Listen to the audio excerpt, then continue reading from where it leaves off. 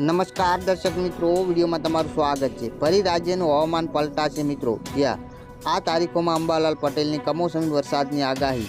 અમદાવાદ રાજ્યમાં ઉત્તર પૂર્વ પર પવન ફૂંકાઈ રહ્યો છે। વહેલી સવારે ધુમ્મસ વાતાવરણ જોવા મળી રહ્યું છે। આ વાદળ છવાયું વાતાવરણ પણ રહે છે, જેના કારણે તાપમાન ઊંચું નોંધાઈ રહ્યું છે। જોકે અરબી સમુદ્ર તરફથી ભેજ આવતા હોવાથી સવારે વાતાવરણ ઘૂંઘળું દેખાશે, પરંતુ આગામી 4 દિવસમાં 3 થી 4 ડિગ્રી તાપમાન વધશે।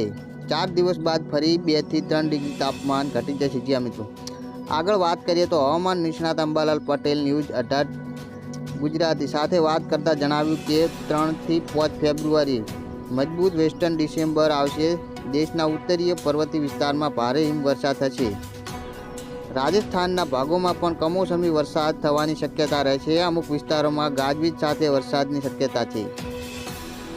ગુજરાતના ભાગોમાં વાદળ છવાયું વાતાવરણ રહે છે। અમુક વિસ્તારોમાં છાંટા પડવાની શક્યતા છે। ઉત્તર પૂર્વ ગુજરાતમાં વાદળ છવાયું વાતાવરણ રહે છે। આ ઉપરાંત કચ્છ અને સૌરાષ્ટ્ર અમુક વિસ્તારોમાં વરસાદી છાંટા પડી શકે છે, પરંતુ 10 થી 5 ફેબ્રુઆરીએ પણ વાદળ છવાયું વાતાવરણ રહે છે। અંબાલાલ પટેલની વધુમાં જણાવ્યું છે કે 7 ફેબ્રુઆરીથી ફરી ઠંડીનું જોર વધશે। ગુજરાતના ભાગોમાં લઘુત્તમ તાપમાન 12 ડિગ્રી પહોંચી જશે, તેમજ વહેલી સવારે ઠંડીનો અહેસાસ થશે। કોઈ વિસ્તારમાં હિમ પણ પડી શકે છે। જોકે હાલ તો વાદળ છવાયું છે, જેના કારણે ઠંડી પડતી નથી। ધીમે ધીમે ઠંડીનું પ્રમાણ વધશે, ત્યારબાદ ફરી 19 થી 22 ફેબ્રુઆરીએ મજબૂત સિસ્ટમ આવશે।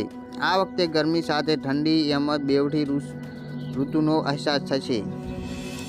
ચાલુ વર્ષ શિયાળામાં વારંવાર વાતાવરણ પલટાશે, કારણ કે તાપમાન નીચું ગયું નથી। વેસ્ટર્ન ડિસેમ્બર મજબૂત ન આવવાના કારણે ઠંડીમાં વધઘટ થયા છે।